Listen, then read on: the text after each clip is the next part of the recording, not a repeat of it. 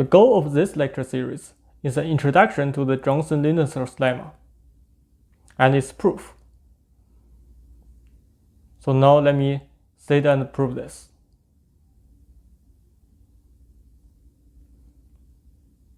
For any epsilon between 0 and 1/2, and any integer m greater than 4, let k denote the integer part of the number 20 times log of m divided by epsilon squared. Then,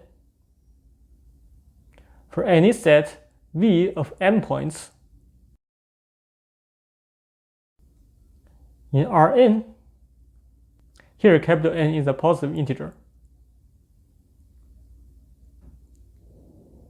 there exists a map f from Rn to Rk such that for all UV in points UB in this m element set V, we have the following inequality.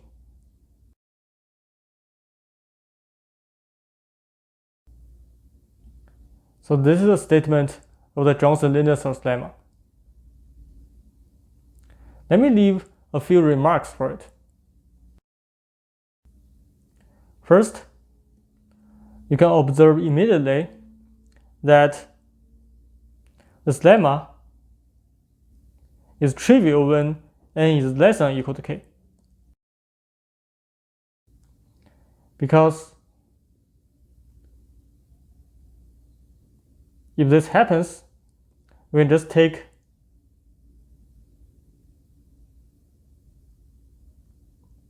f from Rn to Rk with the embedding that sends x1 through xn to x1 through xn 0, 0, 0, and the embedding into the first capital N components. Then trivially, this f will be an isometry. So we clearly have this relation. Actually, we have this norm is equal to this norm. So this theorem is only meaningful when n is greater than k. Secondly, the Johnson Lindenstauss lemma is famous because it is a fundamental result in dimensionality reduction in data science.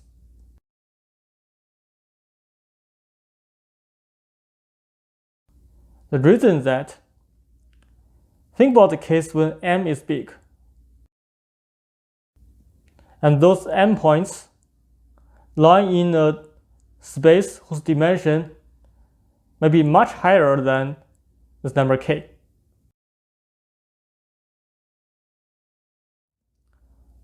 This theorem, the Johnson Lindenstauss lemma, tells you that those m points can be mapped to a space of dimension k, which is much less than m.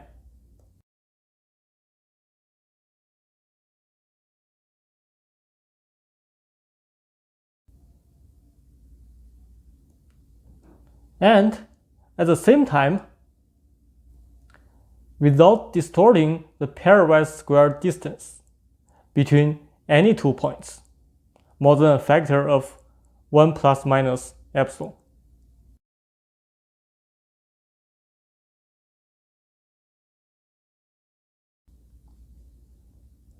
So that is a big deal about the Johnson Lindenstauss lemma. This is a dimensionality reduction. You have lots of points in a space of high dimension. Now you can find a map which sends them to a space whose dimension may be much lower without distorting the pairwise square distance too much. So this is a second remark.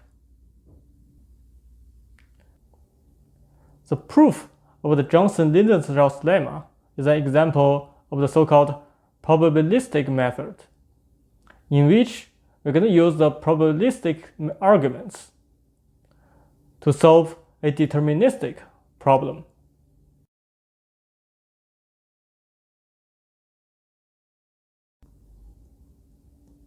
If you look at the statement of the Johnson Lindenstauss lemma,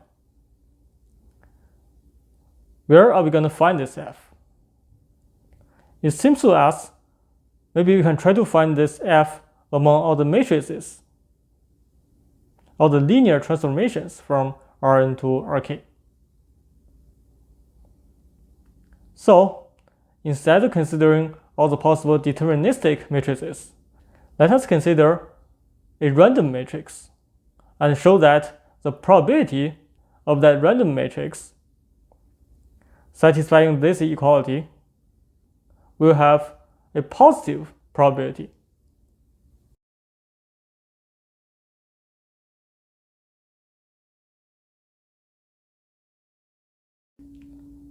And this positive probability will give us the existence of one f satisfying this inequality.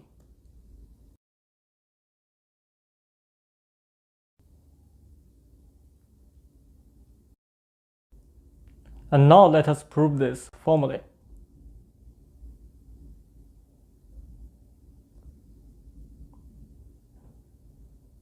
Let A be a k by n random matrix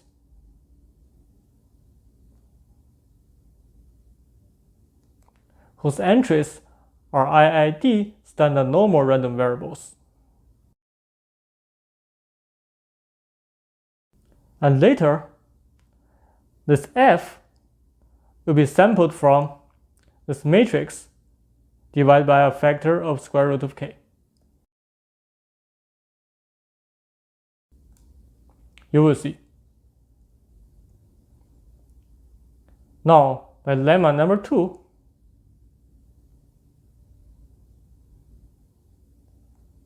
what does lemma number 2 tell us? The lemma number 2 tells us that the norm of a random projection a divided by square root of k will be preserved with high probability.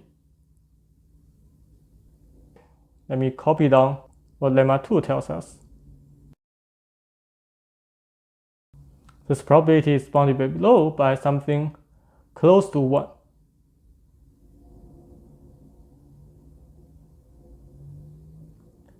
When epsilon is small. Now, let us take x to be the difference of vectors in V. Here u, v are in V. Or in other words, you can write x in v minus v. This is another way of writing this. So,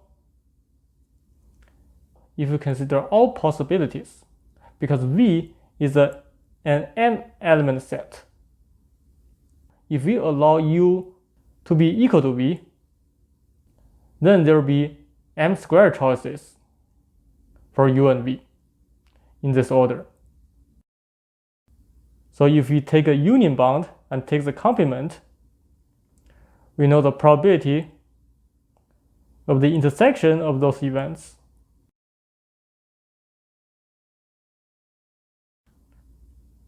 This is greater or equal to 1 minus 2 times m squared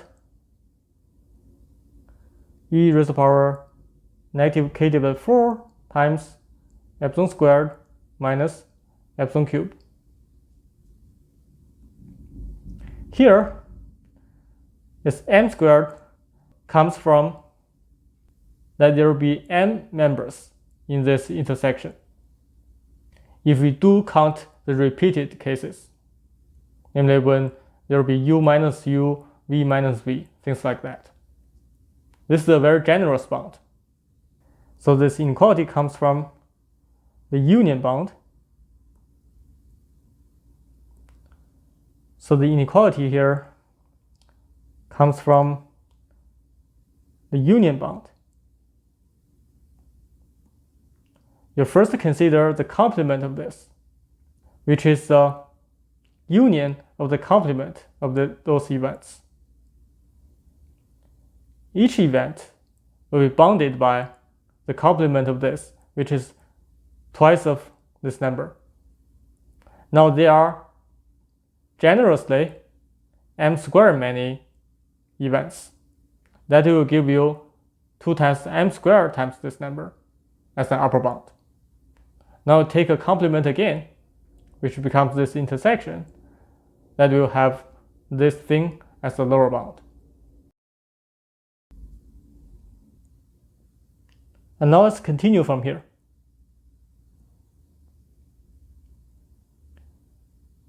Now let k be as in the problem. Let k be the integer part of log of m times 20 divided by epsilon squared. Then this guy will be further bounded by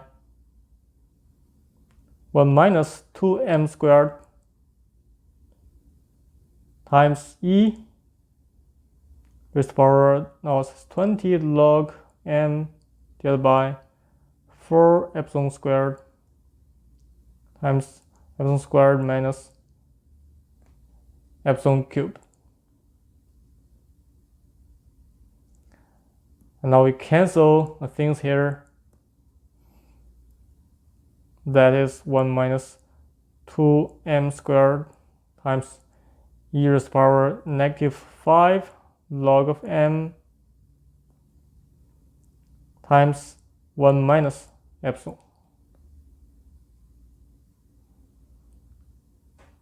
And we simplify this. This will be 2m squared. Now what is this? This becomes m raised to the power negative 5 times 1 minus epsilon.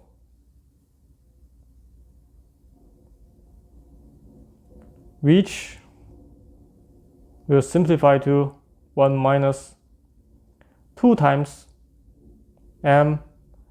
Now it is 5 epsilon minus 3. This last quantity